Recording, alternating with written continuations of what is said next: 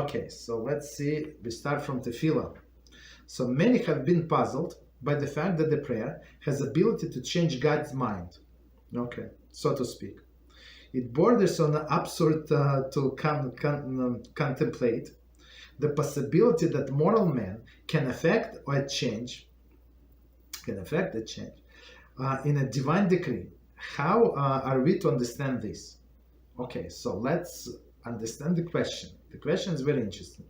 So when we pray, right? So as we started, so most likely we don't have a very good decree, right? So by saying some words, like reading from the text, even adding from ourselves, we can change Hashem decree. He have already decided, because it says clearly, the verdict on Rosh Hashanah is according to the results of previous year. So whatever was last year, so we're being judged. So I'm going to say something, and Hashem will say, okay, whatever, he's a good guy, right? Does not make sense. Like, let's see.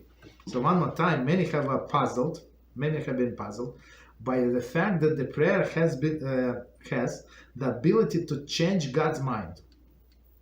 Okay, so he already made his mind, and now we pray and he's going to change our mind, right? Okay, so to speak, Hashem does not change his mind, as Yeshayahu says, he's not a man to change his mind, but so to speak, meaning that we are supposed to get a bad decree, we're getting good decree. It borders on the absurd to contemplate the possibility that mortal man can affect and change the divine decree. Okay, so who are we to change divine decree? How are we to understand this? Okay, so here we go. One approach is that Rav Yosef Albo. He suggests an elegant notion that in fact it is not God who changes his mind, but it is man who changes. Prayer is so powerful that it is quite possible that a person who concludes his sincere and heartful petition to God through prayer is not the same person who began this prayer. The evil decree still stands, after all. It was divinely ordained, but the offender is no longer exists. Prayer has transformed him into a different person. So in some sense, that's what we said before, my personal explanation. But let's read again and see if we can pick up more details.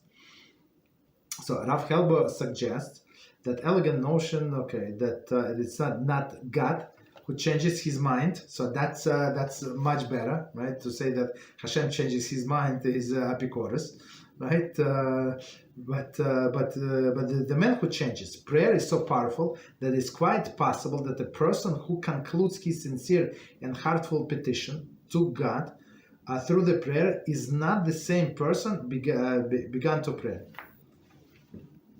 And here's a tip for Rosh Hashanah. So sometimes this Chazal he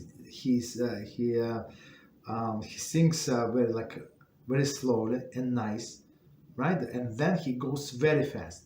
So if you're behind, don't skip parts. Like if people stop and they listen, it's very good to listen, but continue reading, because some parts they're going to do very fast, and it's not good to stop to skip, because this prayers like formula that can help. If you skip for example, you get a prescription and you skip few days, they tell you to take this medicine for 7 days, you skip 2, it's not going to work, most likely. Right? So continue. The evil decree will stand, right? So Hashem again does not change his mind. The evil decree is there. After all, it was divinely ordained, but the offender no longer exists. Prayer has transformed him into a different person. So as we said before, and our goal is, as we always say, you have to fix it. So you achieve something, you have to work on it to stay on that level. Don't go down. Once you achieve it, don't go down.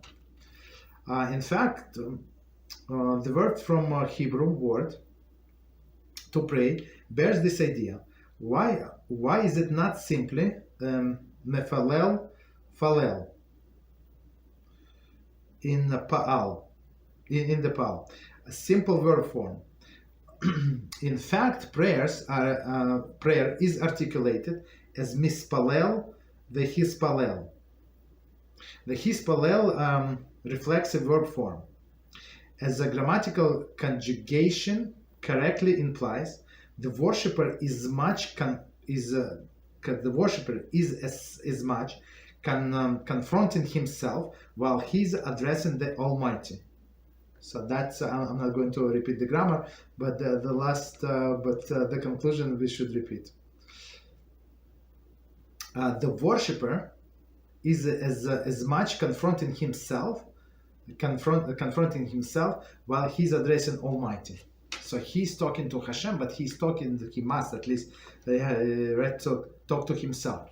Hashem is perfect. It's us that must change. So some people think that just because I pray to Hashem, just because I cry, he has to change his decree. He's not going to change his decree, right? So we have to change. So he's not going to change. So guess what? We have to change. Prayer is essentially transformative experience. So that's the prayer, Tefillah. Okay, so let's see. So next one is Teshuvah. Actually, any questions on what we say about Tefillah? Shall we continue? Rabbi? Yes, go ahead. Is this concept that the person through prayer changes himself, and therefore the bad decrees do not fit him anymore, what David speaks about in Psalms 27 when he says, do not deliver me to the desires of my adversaries, for false witnesses and speakers of people have risen against me. Is that what he's talking about? I think so, yes. Mm-hmm. So he changed. He's a changed person. It's that person that they're looking for, no longer there. Of course, for earthly people, it's they do not understand, right? But in Hashem's court, that's how it works. This perpetrator is no longer there. It's a different person, and not to take advantage of this idea, for me, it's simple craziness. You understand? Just change yourself, and plus, it's not only that you're going to be saved from evil decree. You're going to get rewarded. For how long? Forever and ever. What could be better?